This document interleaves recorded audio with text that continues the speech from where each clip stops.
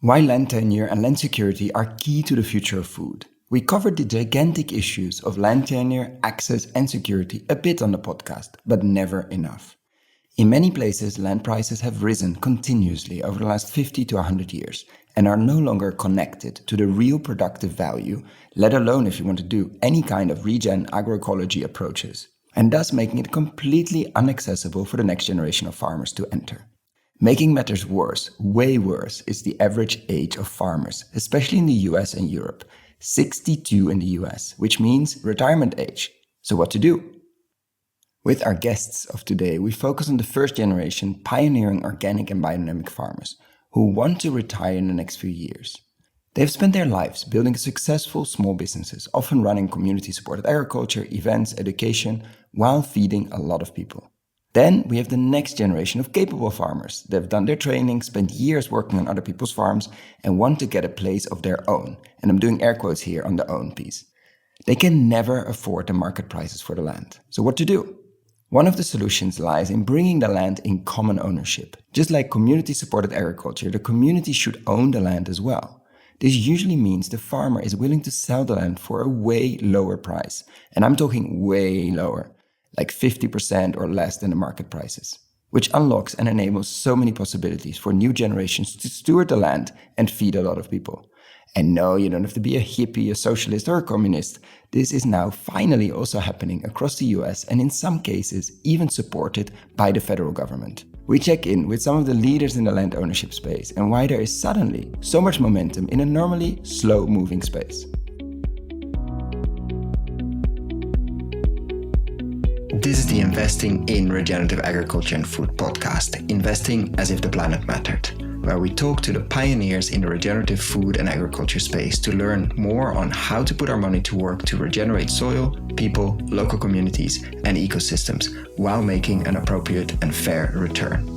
Why my focus on soil and regeneration? Because so many of the pressing issues we face today have their roots in how we treat our land and our sea, grow our food, what we eat, where and consume. And it's time that we as investors, big and small, and consumers start paying much more attention to the dirt/soil underneath our feet.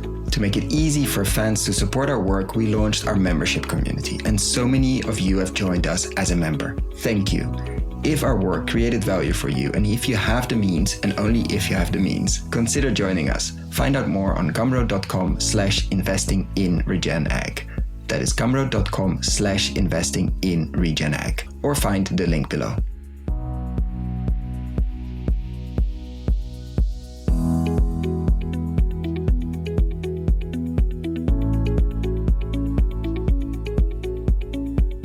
Welcome to another episode. Today with the co-founders of the Farmers Land Trust, developing equitable, scalable, and inspiring solutions to protect farmland and secure tenure for farmers. Welcome back, Ian, and welcome to the show, Kristina. Thank you. Thank you. Great to be here. And as we discussed in the pre-chat already, we don't pay enough attention to land ownership. It's something, land tenure, and we're going to get into all the different words, and land access or access to land on this podcast, and we were wondering why that is, and we're going to get into that. But first of all, I want to welcome back Ian, who was here in 2018, for the people who remember that.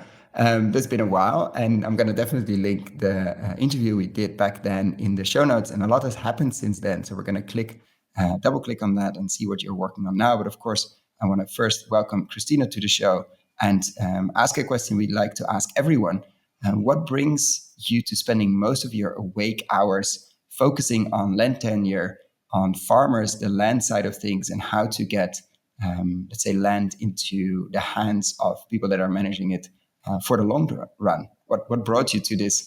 I mean, there are easier career paths, let's say, and there are easier things to focus on. This is definitely not one of those easy ones. What made you focus on this super, let's say, hairy, audacious goal? Yeah, there are such easier career paths. That is true. Land work is so long. It's long term, and it's also so deep. It touches on so many aspects of people's life, their family relations, their financial, their after death plans. It's so involved. And then the capital. Maybe that's why we don't discuss it so much. Like, it's very, yeah.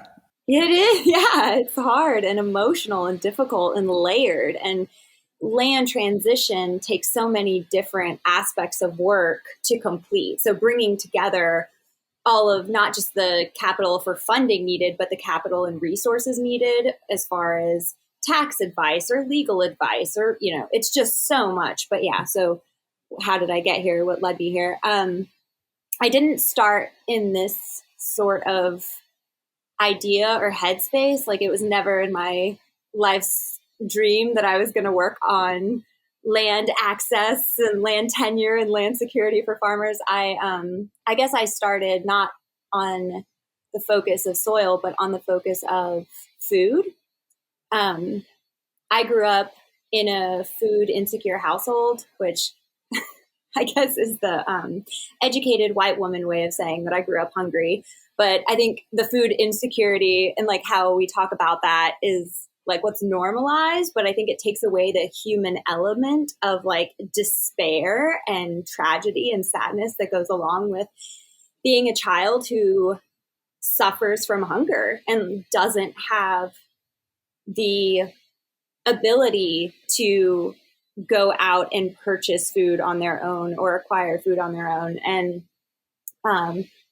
you know, when I grew up becoming an able-bodied adult who could make money to then go purchase food, like that sort of thing, I, even then, as a young adult, was very aware that the access to food that I had through a grocery store also wasn't great, like wasn't nourishing, wasn't good for me and my body, and wasn't good for my community. Like, it was just so clear to me, even as an 18-year-old who was exploring food in a different lifestyle way than the How was that grocery clear to store. you? Or how did you, like, was it missing taste? Or like, how did you, because for many people, first of all, of course, having access to food and regular access and secure access to enough calories. And then, like, but the next step, like how it's grown, etc., is not something that most 18-year-olds, let's say, are constantly worried with. Don't start emailing me. I know there are many that are, but it's not a normal. Yeah, Like once you have access to food, like how did that switch happen from okay, actually I want access to good food, to better food, or differently grown food, nutritional quality, etc. is a lot of layers. Yeah, I mean, it was so interesting because I spent so long being without and like in this moment of, you know, like scarcity and not. And I, in that time in my life, I had always imagined like what it would be like to be able to go to a grocery store and buy anything I wanted. And then when it happened, when I could do that, when I could step into a grocery store and get anything I wanted, it felt, when I like would go home and make it and consume it, like it didn't feel fulfilling in the way that I had always imagined it would. And it almost went so far the other way of like, well, now I can have anything and everything, so it doesn't even matter.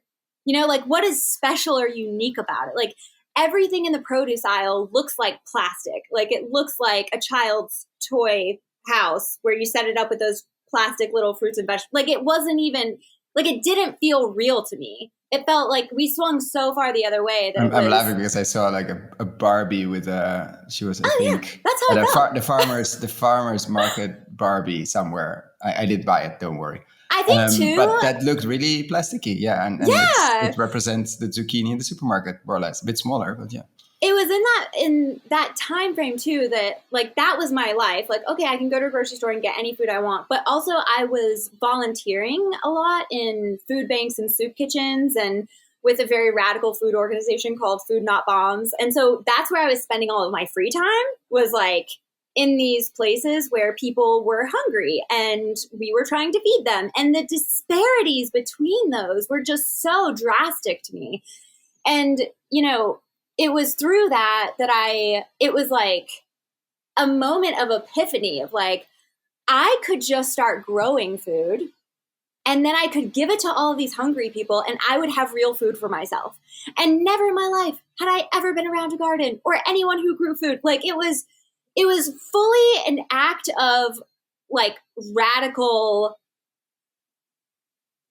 snub to the paradigm that we live in, or the government, or the ecosystem that has created this unjust reality that we all live in, was like, I'm just going to opt out of this system, and I'm just going to grow my own food, and then I'm going to share it with people. And that is how I'll nourish myself and help my community. And so like, that's where it started. And then how did that go? Oh yeah, no, it went, okay. I mean, it was good because like I grew a ton of food, and that was really great. And it was really profound. It was a deeper connection with nature than I had ever experienced. And also it was absolutely astounding the amount of food that me as a novice gardener who had never done this in my entire life could produce on such a small space. I was like, if it is this easy to practically print money and fill a need for human beings, like I have to keep doing this. Like, this is obviously what I have to keep doing. Like, it was addictive, like that abundance that could come out of such a small amount of land, and then what it could mean for people. But no, I was an awful garden. My first garden was awful. Like, I mean, compared to now, like now I have a farm and there's like acres and acres of vegetables. It's a very different situation. But in that first garden, I did not know what I was doing, and I did a lot of embarrassing things. But it went great, and produced a ton of food, and brought it to the food banks and shared it with my neighbors and fed myself. And then from there, I was like, well, I need to learn how to farm. Clearly, I need to learn how to do this on like a large scale. So I started farming. I, changed my life completely, moved to the oldest and largest organic farm that I could find that resonated with my values and principles, and were leading a lifestyle that I also wanted to lead. Because I think there's a difference there, because a lot of farms can be like organic certified farms and they're great for food production. But I was also looking for a lifestyle that connected me to land and food year round, and also created that connection with community. And so once I found a farm that was like the ideal of what I also wanted to live, I moved there to learn how to do that.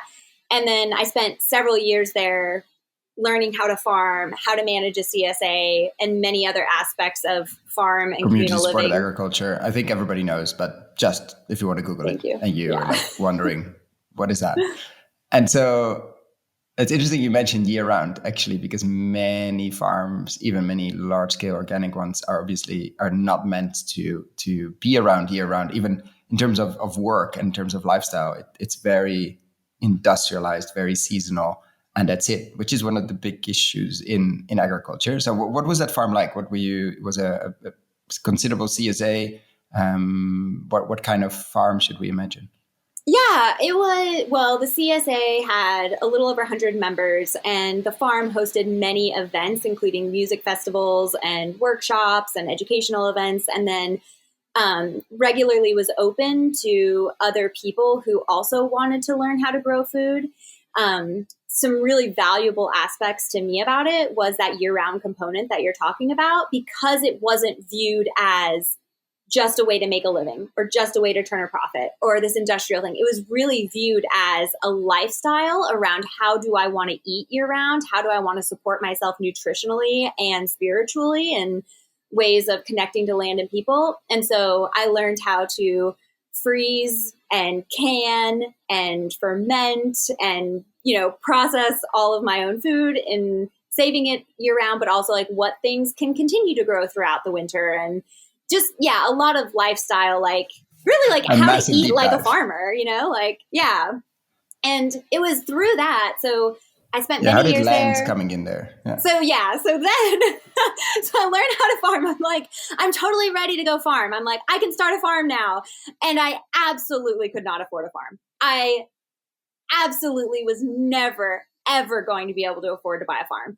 And it was then that this whole new epiphany of like opening a new door to a whole new universe is what it felt like, around the inequities and disparities around land access, ownership, and tenure in this country, and how systematic land theft has happened, and how land is completely out of touch and reach for new and beginning farmers, and how existing mid-career farmers are land insecure and scared of losing their land every day. Like the realities around land, the prices of the access to all of it, it was mind blowing. And then And then I realized this is actually what I need to be spending my time on, because deeper than food is the crisis around land. No, it's fascinating because it's very similar. And actually, it's the reason I know Ian through Thomas Ripple. And I saw you recently interviewed him on your blog, who did, I think, 4-year education in Switzerland to become a biodynamic farmer and then could absolutely not afford his own farm. And that led him into the land and culture land and the land access and tenure and security piece.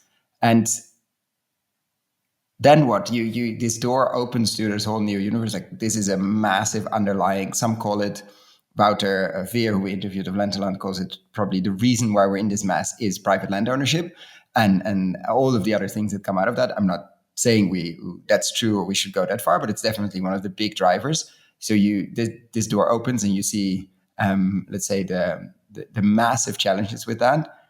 Did you also immediately see opportunities, or was it mostly like, oh God, this is so big, like how we're gonna even start chipping away of this gigantic stone?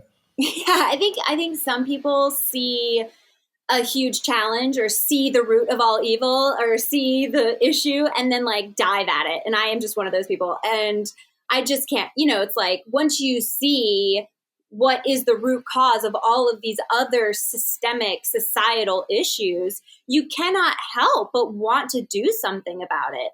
And, I wanted to address food access and to support the people who are providing food to the society is like a deeper way to support food access and food systems. And yeah, I mean, I'm sure there are so many different ways and tactics to go about supporting not just land access, but land tenure, land security. And I just, when you're like, did an opportunity present itself? It was like right at that same time in my life where Ian walked into my kitchen and started telling me this idea he had about holding land in common. And I absolutely said to him, I was like chopping vegetables and I turned around and looked at him. I was like, you want farmers to do what? That's crazy. I totally was like, that's insane.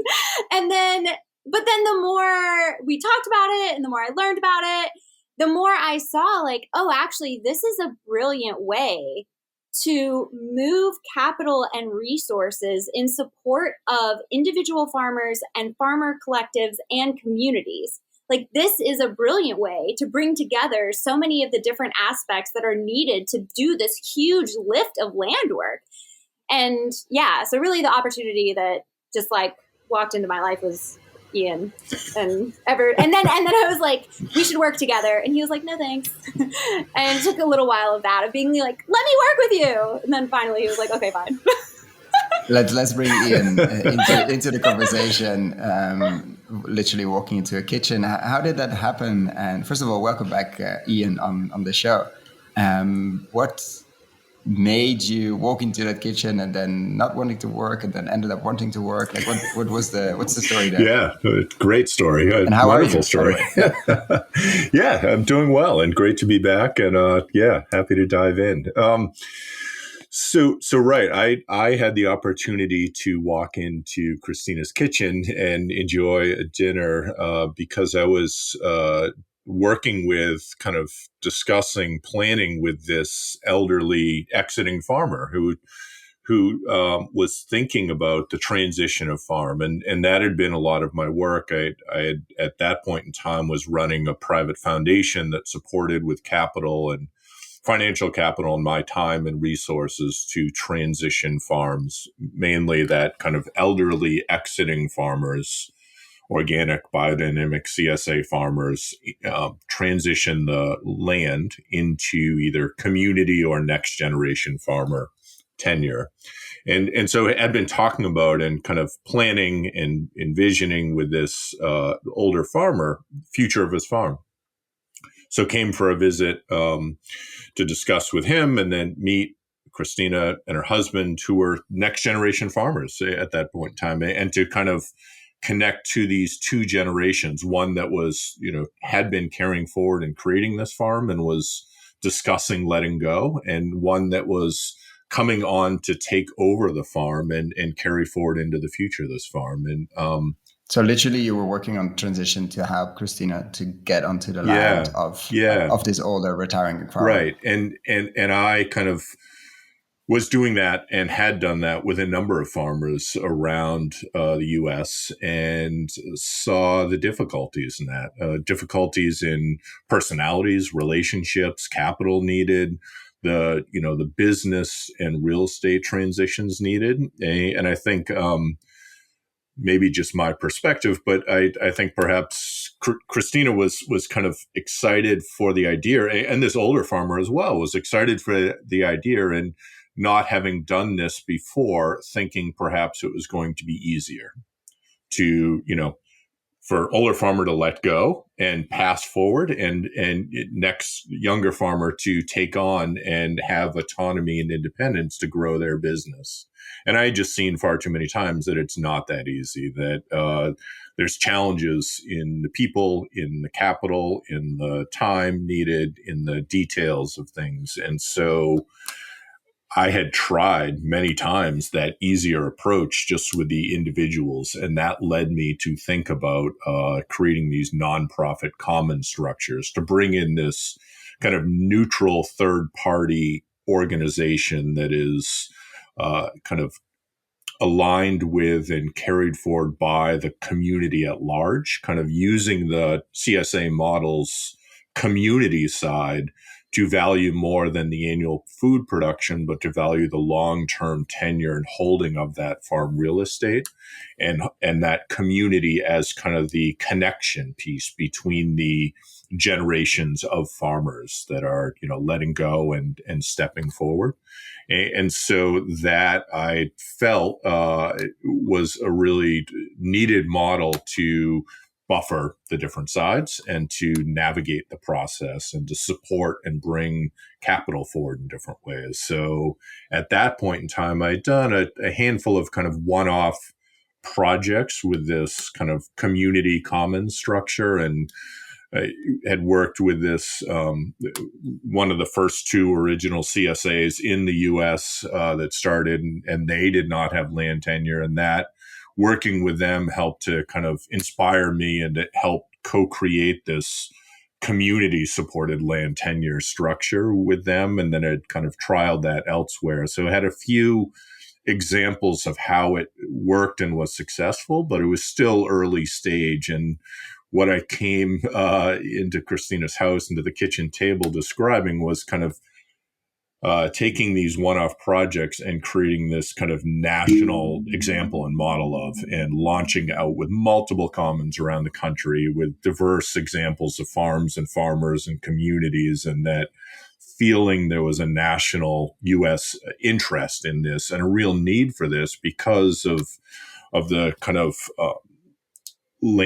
farmland-based work that has gone on in Europe over the last couple of decades, saw the kind of work around national and local two-entity structures to hold tenure for farmers and to hold ownership of the real estate in these nonprofit community structures, and that being a vehicle for attracting capital in, that being a vehicle for being that intermediary party, and saw the success there and saw the need in the U.S. And, at that point, it was a vision and an idea that it was going to work. And part of, I think any vision is that balance of kind of wild insanity and hope and belief that something is going to work, and kind of a persistence to stick with make it work, and find a way to make it work, and enough grounded realism that aspects of it you've done enough of around, and those building blocks are enough to get it so far, and your vision can get it further. And yeah, over time, Kristina became a convert and was convinced, and here we are, right? And because that fascinates me, because basically, if I understood right, Kristina was trying to figure out a way with her husband to take over the farm, and to have full ownership of the real estate and the farm, and which is very tricky because in many places the land is extremely expensive and completely disconnected from the carrying capacity or the production capacity or whatever we want to call it, unless maybe you're in extreme monoculture, industrialized, subsidized systems. And then you walk in and say, yeah, let's put it in the commons. And like you're not going to own it, basically. Right. There's a solution, but you're not owning it. And your answer, you already gave it, because it's like, you're crazy. That sounds insane. Why would you do that? And then how did it grew on you, or how did you, because it sounds very logical and it's completely different from how we operate in land normally, like private ownership, like you have to own it. There's a sort of focus on, in general, in housing and real estate. I think it's connected to many in cars and mobility, etc. How did that idea grew on you, and how did you became a convert, as Ian said? Yeah, I mean, everything you just said, it's all so real and so true. Like, and the visionary aspect, like being of it, like that's scary to people. Vision is scary to people. And so this newness of it is so real. But I think that my response and answer goes back to something that you just said, which is that I wasn't necessarily trying to take over the farm. Like I wanted to transition with the farm. I wanted to get to continue being a part of that farm. And there was so much love there between all of the community members who supported that farm, all of the people who worked on that farm, the landowner, me, like there was so much love and respect and admiration for all that we all brought and did, and what we valued and held, and what we brought to community and to the world together. Like we really cherished and appreciated all that we were building. And so it was never about like, how do I become the owner of this? That was just the only way I could think about it, and so this introduction of like this new way of thinking about being in relationship to land is what immediately, anything different than you're used to is scary and jarring. And so, yeah, the immediate first impact was like, wait, what? That makes no sense. But then the realization and the personal experience of how the economic system that we are living within does not make sense for farmers and for land, and how land prices are completely out of touch with reality. All of those things, and how extra support from outside organizations and people are needed. And really, I think that Ian kind of touched on this earlier, but the idea of using the CSA model and then applying it to land tenure, like that all started to make sense and fall into place, and how this could be used to rectify and heal past harms and social injustices. Like all of these aspects became super interesting to me.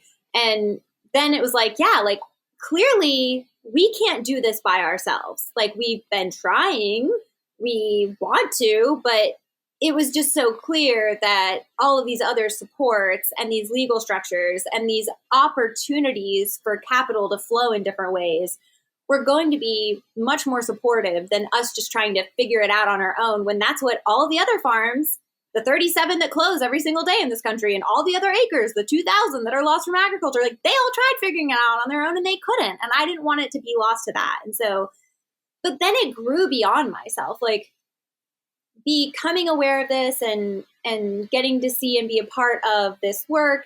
I was so gravitating toward it and wanting to be part of like that bigger picture, that bigger push, like not in just this one farm and the impact it can have, but the larger landscape of farming and farmland and farmers who need support, and realizing the impact that protecting and transitioning land could have on the bigger scale of like the societal issues that we're all facing. Like I wanted to do that so badly.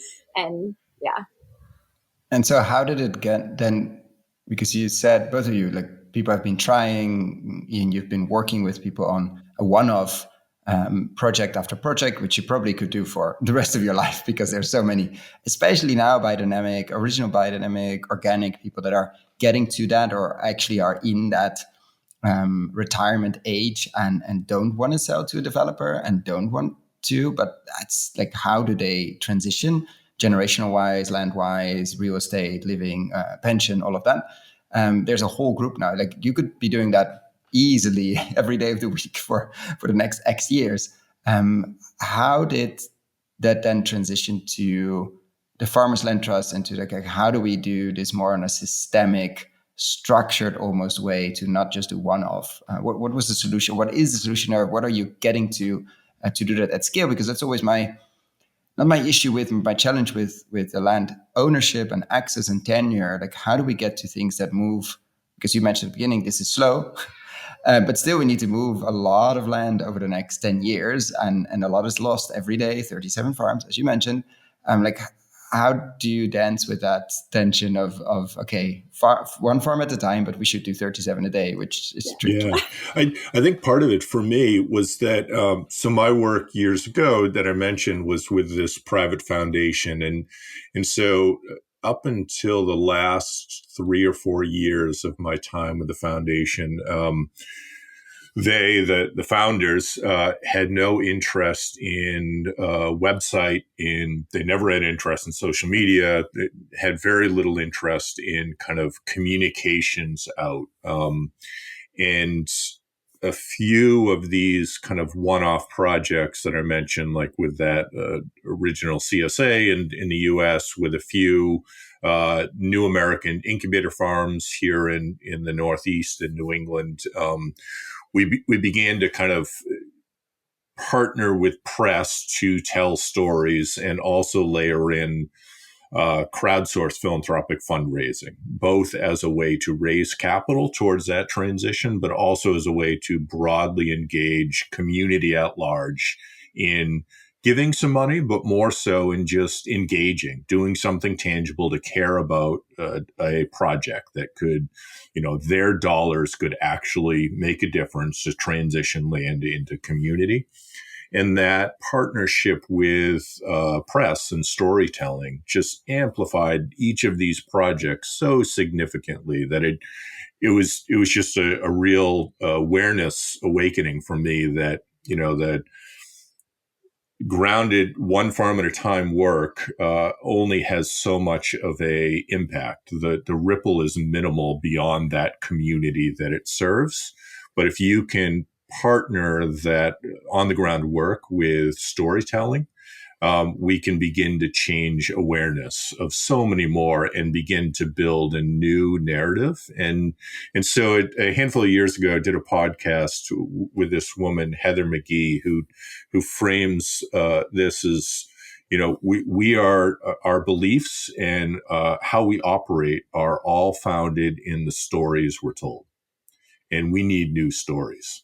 And until we get new stories, we're never going to be open to something new or something innovative or those scary things that are different than what we're comfortable with.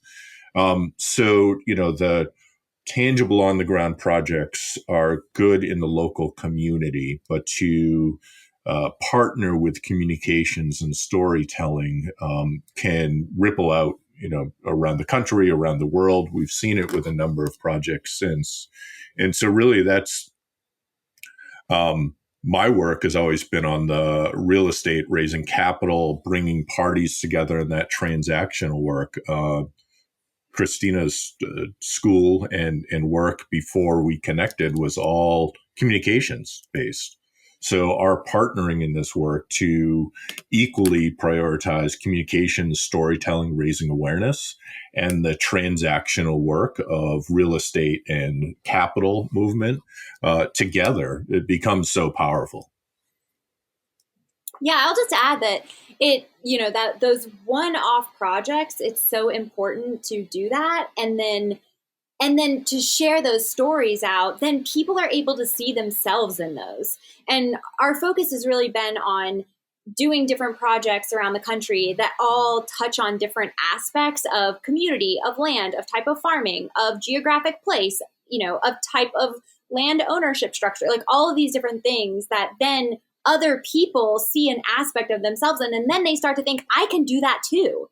And that is how you ignite a movement. Like that is how you change the way that we are owning and in relationship with land, is when other people start to take on what you're doing and do it themselves. And to that effect, we've created this farmland commons model. And along with that are all of these legal templates that are Yeah, because then if people available. start looking and there's nothing to find, they're like, oh, you need a very expensive lawyer that we were able to Yes, afford because we got a donation or something. Like it's completely out of reach for most people. So when people get excited, they need some kind of tool to then get into action. And so that wasn't there. What you developed basically wasn't there. Those templates weren't there to begin with. right. But they are now as open resource, and anyone anywhere can go and download them and then use them on their own. So they can create a farmland commons without even engaging with us. Or, of course, we can help and support and guide and offer assistance in any way. But I think that extra step is so crucial in making this something that is more accessible and then done and acted on by everyone, is by raising awareness, by telling those stories, by letting people know that they can do it too, and then by providing the resources then so that they can do it too. And so what is an example you like to give? Like you said, we've been doing different, I've seen schools on your website as well. You've been doing different kind of projects, still project by project, but to touch upon the different puzzle pieces of this systems change and then show what is possible and have the templates. Well, what are a few of the examples that people that connect with people? What are the ones you would like to share? Of course, they're all amazing, but which are the ones you love to share here? Well, I think part of it is what Kristina was sharing, like the diversity of projects. Like part of what motivates me for this work in general is the belief that we are so disconnected, and daily there's new ways that commoditize us and further disconnect us from each other and from the land. And this opportunity in this generation and next to reconnect with the land or move land into new structures that allow connection to it, I feel maybe our last opportunity to reconnect with the land and with each other. And if lost, we are headed towards a far different world. And we're already experiencing that in so many ways of, social isolation, of commoditized relationships and services that disconnect us from everything. So, and so much of politics, so much of commerce is built on fear and fear of the other, and that further separates us. So, there are some really great individual projects, like to focus on kind of marginalized communities, Black and Indigenous ownership, where they've been excluded from land in urban areas and rural areas, to focus on kind of Appalachia in this country that has been ignored and extracted from in so many ways, is so important. To focus on kind of exiting biodynamic and organic farms that have built community for decades and now don't have successor, and yet have this community and have this farm, then finding a way to transition that farm and carry forward the community, like really so important and such rich projects. But the bigger picture, I think, is the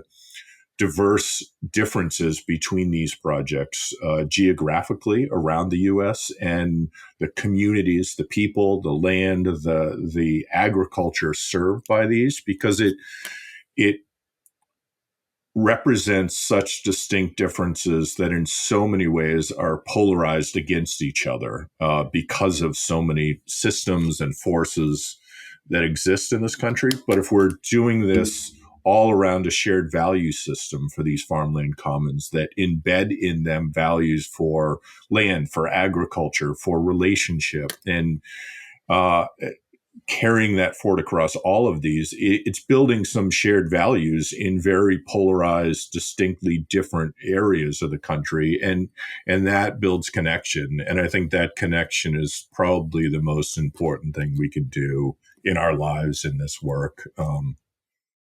Yeah, I think, usually we get outreach from either farmers who are already farming or growing food and who need land, who need tenure to land or need land security. And then on that flip side, we get outreach from landowners who want a different option for how their land is owned moving forward, and who have been stewarding and caring for soil and land and building community and building markets and building infrastructure for so long. And they don't want to see that all lost. They want to see it transition to the next generation with care. And those two groups of people are like the rawest, truest base of the work that we do. But what is giving me hope and what is newer in our work are these organizations that are reaching out to us who have been ag adjacent for many decades and who have supported farmers through resources, education, conferences, events, and who have spent a lot of time in the past years doing education and outreach and raising awareness through toolkits about land access, like that hot topic that was so cool to talk about, and who are now ready to actually do something about it, who are ready to take action, and who are ready to make tangible steps towards making a difference in their local community around land ownership and tenure. And those organizations who reach out to us, who want to start farmland commons because they see the need is greater than just talking about it anymore, that is so inspiring to me. Like, to see a rallying happen in community beyond just the people first impacted by it, like beyond just the farmers who can't access land because of racism or because of capitalism, and beyond just the farmers who are aging out and like in despair over what is going to be their future and their land's future, but actually these community members who want to do something about it is so inspiring. A large sector of those organizations, too, in the U.S. are land trusts that, we in the U.S. have had a conservation land movement that dates back to the late 1800s. And much of that from then forward through today is about separation, like so many other systems and structures that exist. It conserves and protects lands by limiting uses of lands, by separating certain rights away from land, and then monitoring and enforcing against people using land in certain ways. And it's myopic in many ways in its approach. It displaces indigenous communities. It kind of frames a very narrow way of stewarding land, of carrying forward connection, relationship, agriculture on land that is really solely created within that 100+ year perspective. And yet, agriculture and you're and seeing land. them coming around, like that separation. I mean, some of these are now, because it's a big piece, obviously, of separating nature and agriculture, not being able to accept or imagine that could happen, like biodiversity could happen on a farm. Yeah. It doesn't have to be behind a fence in a national park. Or I'm exaggerating here, of course, it's not that black and white, but there's a massive narrative there that is very strong, and we have to preserve here, and then we have to produce here, and that could never, the two will never meet, right? Or shall never meet. Do you see that wall is crumbling, or that narrative wall at least is crumbling a bit? Yeah, completely. But very recently, up until maybe the last decade or so, the only kind of bringing together of those things was a trail or education. We'll separate people from the land, but we'll provide a trail so people can reconnect with that land. But so maybe in the last decade or so, there's evolution beyond that, trail or education or just open parkland with specific rules of how it can be used or not, to see things much more holistically and to kind of be guided by indigenous wisdom and to respect kind of identity of people and place and that community, and to kind of let them lead and have autonomy in how things are protected and conserved. But it's still on the fringes in many ways, but it gets a lot more awareness now, and there's a lot more talk and discussion and interest. So it's really a wonderful opportunity now, and that's something that we see, and is a lot of our focus is engaging these conservation land trusts across the U.S. and sharing with them this farmland commons model, because really it's something they can do to expand and evolve some of what they do with some land holdings they have. They don't have to walk away from everything else they're doing. They can continue operating as they have, but they can move some of the more active land, agriculture land, community land into a farmland common structure. And that's part of these template documents and resources we provide is so existing nonprofits, existing land trusts could simply pick up the model and create it connected to them. And in doing so, reframe how they're holding land, how they steward land, who has autonomy and decision-making control and equity on that land. And through that, they have significant capital in the land they hold, in the financial resources they hold, but much of that in the relationship to landowners that they have. And given that in the U.S., farmland owners' average age is over 62, and so many land trusts have worked to conserve that farmland so it will not be developed or extracted, but there's no guarantee. If there's nobody to farm it. Yeah, there's no guarantee it's going to be a farm. And as generationally it transitions out of that farmer's operation and use, like, these land trusts are well positioned to be the steward of that transition if they only had a different structure of how they're doing that. So are you saying part of the interest now in the last maybe half a decade or a decade is also driven by simply the aging population of farmers? They're starting to see like who is actually and how is this land going to be farmed over the next decades, as it's not so clear anymore that there is a next generation stepping into the same system, as many won't.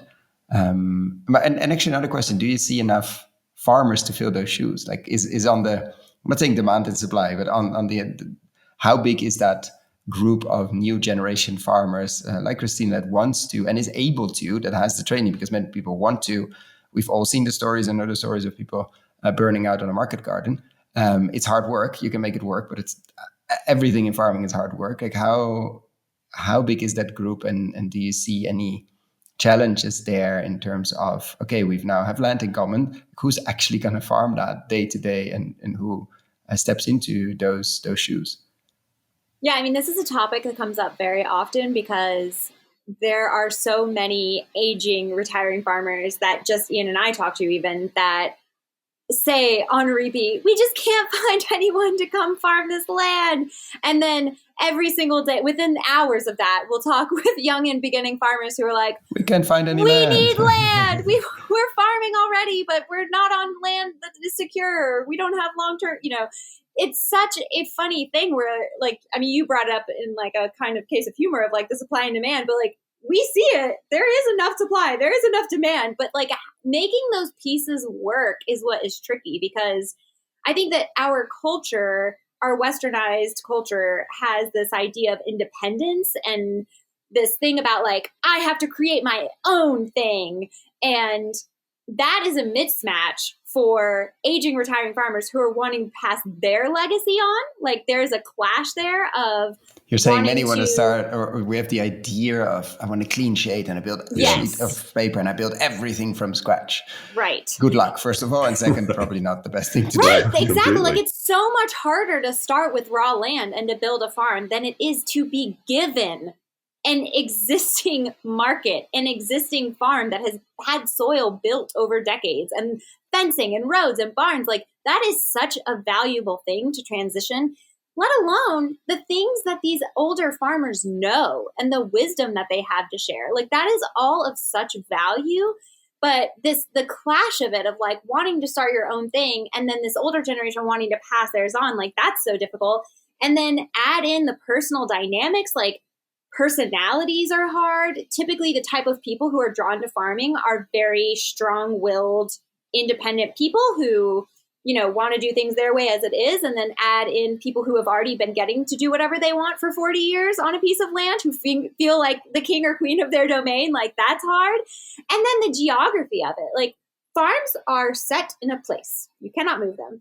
And people who are new and beginning farmers don't usually want to move. And part of it is just fear. Like, will they make new friends? will they have markets that support their business? Like, a lot of that is unknown, and that's scary, and people want to be where they already have roots. And so there are so many different factors to this. But of those two, we know which one is going to move, because it's not going to be the farm. Like, Right. it's either you move or you don't. And the farm's going to be there, or it's going to be lost. Right. And Right. so, yeah, I and can so we imagine. need some give and take, though. We need some give and take of like the people who are this incoming generation. Like, they need to be willing to move sometimes. Like, they need to be willing to let go of some of these things for this opportunity that is in front of them, and not just for them as people, but for the good of humanity, for the good of our future, of the earth. Like, we need to figure out how to work this out better. And probably that touches upon another piece. It's very difficult to do this alone. The couple farmer or the one part. Like, you have to be good at. How do you see that tendency? We've talked about it a few times on the podcast. Like, these clusters of farms, or how do you see that fits especially well? I think in the Commons model, and we discussed it with Thomas Ripple actually back in the day as well, on that they help to transition a retiring biodynamic farmer or organic. I'm not sure if they were also biodynamic. And from one family that could live off the land or could be supported by the land, they went to 5, because they were able to really push what the production could do within, of course, ecological limits. And I'm also imagining it's way nicer if you get along well, etc. Of course, to have 4 other families around instead of being the one, even if you're an amazing biodynamic organic farm and you're still alone, basically, on the land. Like, how do you see that it all has to be a single family farm narrative compared to in many places the reality? Like, it's better to manage together and to share resources, economies of scale, to share the land in that sense, processing and all of that. Like, what is your vision on that narrative of the single family farm is going to be mainly not driven by, is driving this regenerative transition? Yeah, I mean, I think, we talked about how we believe the stories we're told. Like, that is a myth, this idea of the single family farm being what we should do, or what will be fulfilling, or what will bring us happiness. What we see on YouTube. Yeah. That is not real. And I think that, similar to how in the past decade, people are opening up to different ways of pairing land conservation with land production and agriculture, thinking about different ways of land ownership, I think people are also starting to realize that farming, like most things, should happen in community. And that farming in this one idea of a family farm is so isolating and limiting to what you can produce and how enriched your life can be. It's so challenging too. I think, like, a couple fronts. So one, that narrative of the single individual or couple as the farm is reinforced by zoning in this country. Residentially zoned land in this country, over 70% of acres that are residentially zoned are zoned for a single family house and nothing more. So it's impossible, because of the legal structures we've created, to allow more than one family to live on a farm. Even if you could do it economically, right. ecologically, socially, right, that would still be, and yet, like, so, U.S. is a much younger country as far as agriculture and kind of built out landscape. But here in New England, it's, there's decades and centuries of farming that has kind of waxed and waned over time. And you see the evidence of the old stone walls or the larger houses. And, there were much larger houses, farmhouses, because, one, farmers had much bigger families than the average family size now. So there was multiple children to carry forward the farm. And there was kind of people, migrant people who would come in and farm and live in houses. So that, many farmhouses had 8, 10 or more bedrooms for family and non-family farmers who would come in. And now those same houses are occupied by 2.5, 3 people at most. And that's the farmer, and no other farmer can live on site because of the zoning. So we still have these relics of much larger houses that kind of accommodated a farming community in place, but our legal structures of zoning don't allow that at all anymore. So that's such a challenge. That's part of it, I think. And another part, we don't,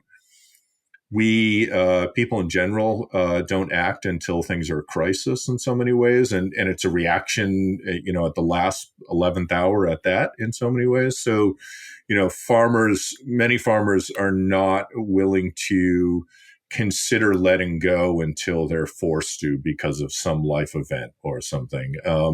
They would be much better off to start that incrementally a decade ago or something, because what they've created is a mature business. And what they're then looking at for successors is new and beginning business entrepreneurs. And they're looking at them saying, you don't measure up to what I know, what I can do. You can't understand this business. And in some, they're totally right. Like, what beginning entrepreneur in a business is ready to take over a 40 or 50-year-old mature business? Like, in other business sectors, there'd be more of a transition, or you'd bring in experienced management to carry forward that transition into a next generation. But the farms are small enough that they don't have a management team. Like, they're not larger like other business sectors, but they need to think about that age and life cycle of a business, and where and how they can match next generation farmers into that in an appropriate way. And looking at all this, what is your, I love to ask this question in a way. Imagine we're on stage in a theater, let's say in the financial heart of New York City, or somewhere with a lot of financial people. Mainly, I usually say investors in the room, could be managing their own wealth or other people's wealth. Of course, they're interested, excited. We had a lot of, we do this live on stage, so there are a lot of examples, beautiful pictures. Maybe we had good food as well before. But we also know people forget. What would be one thing you want them to remember the next day? And of course, want to hear from both of you. What are something that the next day they're at their desk, and what do you want them to remember and potentially even do? Like, what would be an action for people specifically working in the world of financial resources and finance?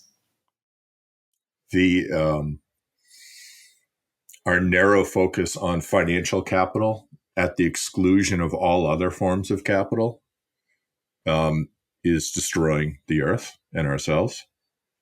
Our expectations around return on that financial capital and where equity is held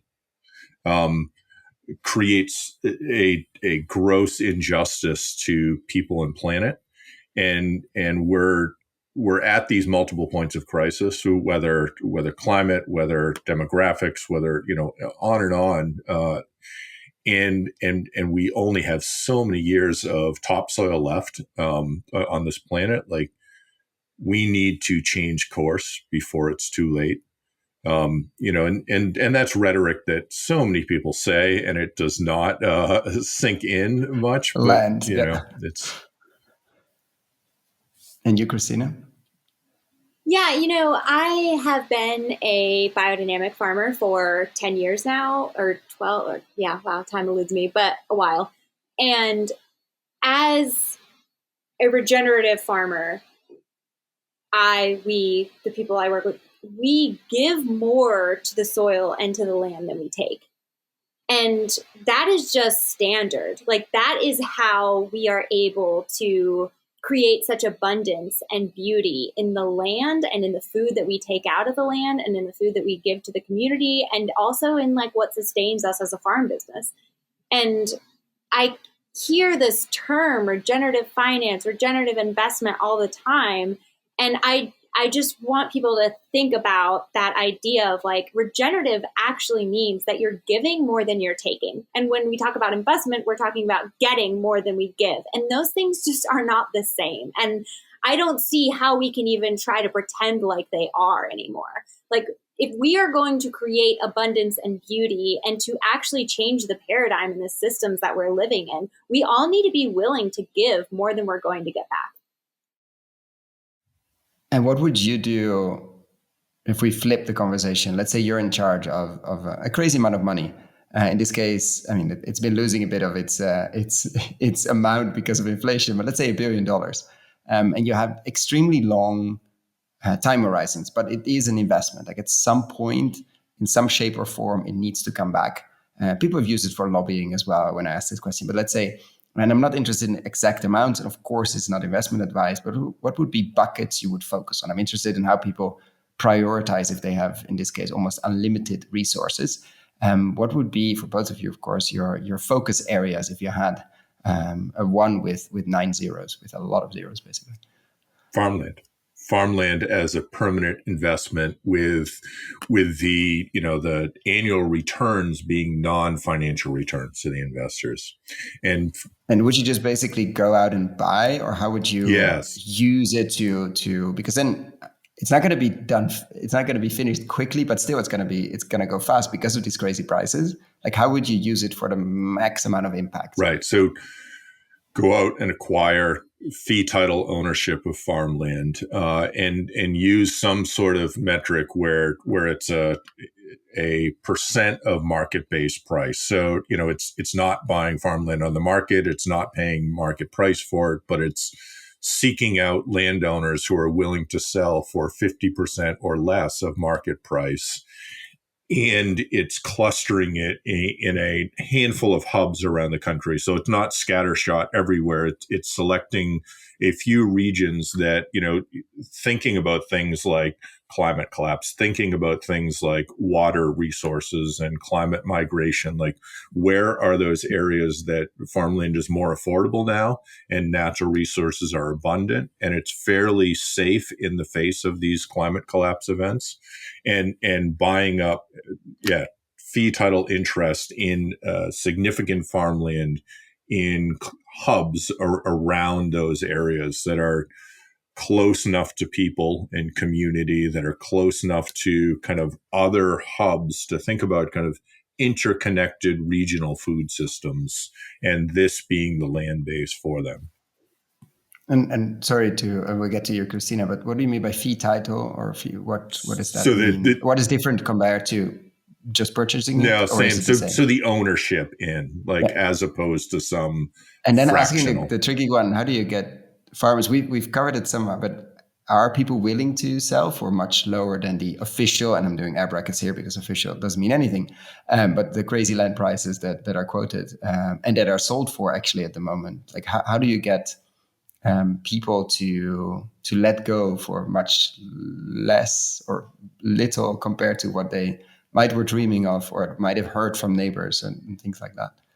Yeah, I mean, we only work with landowners who are willing to donate their land or give a significant discounted bargain sale. And it works. I think this idea, like so many times people say this sort of thing, like, how do you convince people? Like, we don't have to convince people. There are plenty of people who own land around the country who see the dire need that we are in the face of climate collapse and dwindling resources and social inequities, and who want to use the power that they have in the form of land to do something good about it, and who are in the financial position where it's not harmful to them to let go at a donation or a discounted sale. And if they are there ways to figure that out? A farmer says, I need this in terms of retirement, and it's not that a crazy amount, but it is something. Like, how do you deal with that? Because they've worked all their lives to build up a business, a small mid-sized business, and a lot more, of course. Like, is there enough space in terms of in financial modeling to take care of a good retirement? Yeah, there is so much space because market-based prices for farmland are out of touch with reality and they're astronomical. So anywhere under that market value, and really it's a conversation and it's a relationship, and it is this long-term work because all of this is built into that. And what does the exiting landowner actually need in a financial return to retire with dignity comfortably? And coming to an understanding of what those needs actually are, and then rallying a community to support that, they deserve that as an exiting landowner. And we're willing to work with them to make that happen in cases where the community and societal impact is going to be great enough to warrant that. So many exiting farmers just want to exit the business. Like, they want to stay on the farm. they want to return to the soil and be buried on that farm. And if that's an opportunity for a life estate and to live out your life in that house and then be buried on the land, like, they need far less money to exit because they don't need to buy a new house somewhere else. They don't need to move. They don't need. As long as you can build another place there or have people live on that and not just one family or one house like we discussed before. Right. So there's, And no tension, of course. It's always interesting to have the former business owner still around on the land. Amazing opportunity and amazing challenges, fully, I can imagine. Yeah. But that's what it's needed to deal with that. Yeah. The other piece, too, is that in the U.S., conservation land trusts for the last 100 plus years have developed this culture of land legacy for natural resource, open space, habitat protection. And there's tens of thousands of acres donated every single year for conservation and open space land legacy purposes. So why wouldn't you do that for agriculture? Right. That if that culture could be expanded for agriculture, food systems, carbon sequestration, like all the things we say instead of we value. A trail named after you. Yeah, fully. Also nice. I'm not saying it's not. You can do both. You can do both. And what about you, Kristina? What would you do if tomorrow morning you woke up and had to put $1 billion to work? Which for many people is actually not a dream. Like people are like, oh, but it's a huge burden as well. How would you approach that? Yeah, I mean, this question of like, what if tomorrow you woke up and you were in charge of $1 billion investment? Like, no one in their right mind would ask me to do that. Like, I don't think that that's a real. I'm curious about priorities. Like, what would you focus on? Yeah. I mean, obviously, I would do the exact same thing that Ian said that he would do. Like, this is my passion and this is my work. This is what I'm obsessed with and what I do. But like, my entire life, I have been focused on injecting resources and support to the people who need it. It's not been about like, how can I make more money doing this? Like, that has just never been my priority ever. And so no one in their right mind would give me a bunch of money and be like, help me grow this money. They would give it to me because they would say, Kristina is going to do very good with this money. She's going to do a lot of good with this money. Like, that is a more realistic thing for me to wake up to tomorrow morning, is someone saying, here's $1 billion, go do good with it. And what would you do? Exactly what Ian said, or slightly different? What would be your focus if somebody asked that? Well, I would do what Ian laid out in that owning farmland, but I would do it for this farmland commons model specifically, and knowing that the values and priorities that are baked within this legal structure and within all of the legal agreements are ones that prioritize human and planet health. And as a final question, which always leads to, or usually leads to more final questions, but let's see where we get to. If you had a magic wand and you could change one thing overnight, what would it be? Could be anything. So you're no longer in charge of your fund, but you have the magic power to change one thing overnight. What would it be? Like having to do with agriculture specifically? Could be consciousness, could be subsidies. No, we've better taste, could be literally anything. Wow, okay. So I would eliminate overproduction and overconsumption, and specific to agriculture around, the overproduction of food, the overconsumption of food, like it's killing us and it's killing our planet. And if we stopped that and we recentered around kind of the truth and built transparency around the truth of actually who does feed communities around the globe, it is not the overproduction of industrial ag, but it is small scale, mainly women-led farms that are, feeding majority of people around the world. So how could we bring that forward as a truth and magic wand wave away that overproduction by using an industrial model of agriculture? Yeah, I guess on a micro level, if you were going to wave a magic wand and change something about agriculture, like I had this really hard time with organic agriculture and how it uses plastics so much. And that's just like a tiny little thing that bothers me so badly as a biodynamic farmer, that we don't use plastic, is how all organic production uses so many layers of plastic for weed cover or for transplanting or for packaging. And like that just blows. But if I'm zooming out and I'm allowed to do a magic wand for anything, then I would say redistribution of land to not prioritize those who just have the most money to pay for that land, but a redistribution of land to the people who will use regenerative practices on that land to build soil and mitigate climate collapse and feed communities. Like that would be the end all be all of magical, like what could I change to dramatically positively impact all of our future. I said it was going to lead to another question, so I'm going to definitely go there. And Ian, it's been 6 years since we talked, and we talk climate collapse, we talk loss of connection.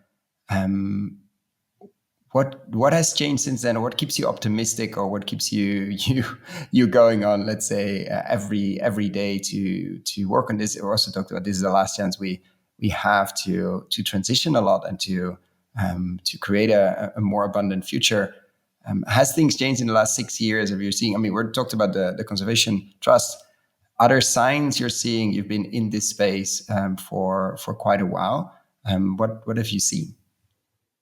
So what's most encouraging, I think, was this idea that we opened with, that, this kitchen table idea shared with Kristina around these community commons to hold farmland. And I was wildly optimistic, but cautious and concerned that it would be dismissed as a socialist communist plot in the US, and nobody wants to move away from private property ownership, and nobody's going to sell for less than market value, and on, like all those responses that come forward, continuously still. But what I'm most kind of inspired by is the broad interest that has come forward for community-centered farmland common structures, that there's awareness and interest that in communities and landowners and organizations. There's awareness and interest at the federal funding level in kind of community farmland ownership, that there's interest in different countries around the world that have reached out, that are doing work or exploring and trying to develop that work, that the kind of emergent work and awareness that we've connected Wasn't into there wasn't there. And I was concerned that there wasn't enough of that even there to build something, but I was amazed by the amount that is there, that has kind of connected to and amplified this work, and continues to evolve and create this work locally in communities around the globe.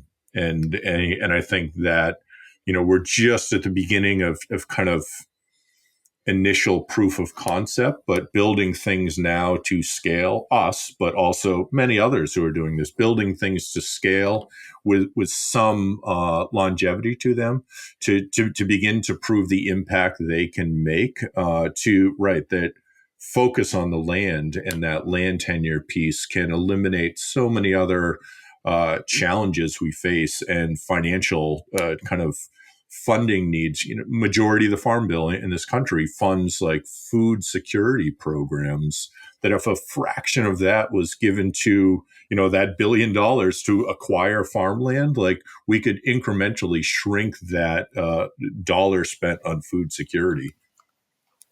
Yeah, I think it's up to 40. It's almost half, I think, goes to food security projects, which we always talk soil has to be part of the farm bill, et cetera, but most of it goes to food security, which of course also has to be soil, but it's something people don't think about enough. And what about you, Kristina?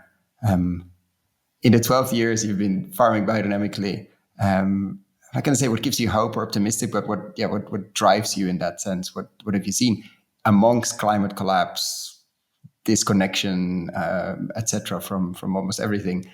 What drives you in that? What gives you optimism? Yeah, the optimism thing, that so many people do get burnt out on farming or in activism or in doing the good work that they do. But like, what else can we do but to keep trying? Like, I think that's what really keeps me going, is like that need to just keep trying to do good and to be a positive impact and to help change things for the better. But something really tangible that has given me a big push of hope recently is, as Ian shared, like we launched this out, we've done this commons work, we piloted these commons, we like helped and resourced other communities, we shared these stories, and all while getting, like those questions, those concerns, but also like such positive feedback and interest and engagement. And then, and while we were doing this, this is all funded through philanthropic funding or private grants or private foundations, individual donors, that sort of thing. And there's so much public dollars available for conservation land trusts that we've touched on, but never for the type of work we do, which is that fee acquisition and those common structures. So recently, there was, for the very first time ever, public funding available through the federal government for land acquisition. And when they announced the awarded projects, a very large percentage of them were for commons-based land projects. And most of them were people that we had connected with or who had been impacted by our work. And that gives me chills. Like that is that sort of movement ignition that is needed. Me too. I mean, like that is profound to change such high level policy and to have people that saw this idea and took it to fruition and now are doing it on their own in their own communities. Like that is revolutionary. I think it's a perfect way to wrap up. Thank you so much both to come on here again and to spend an hour or so with us to discuss land ownership, tenure, security, access, and why it underlines or underpins so many of the challenges we have and the opportunities. Because I think it was the title of our interview last time. There's 400 million hectares or acres that are transitioning. And for sure in the last 6 years, a big chunk of that already happened, but a big chunk is still coming. And so it's our opportunity or our challenge to deal with that. And the 37 farms closing every day. And many, we didn't touch upon the rest of the world, but this is very similar with nuances differently. But land is a huge issue and opportunity in many parts of the world. So thank you so much for coming on here. Thank you so much for the work you do. And of course, I'm looking forward to discuss more of it in the future and to keep track of what you're up to. Thank you. Thank you. Thank you.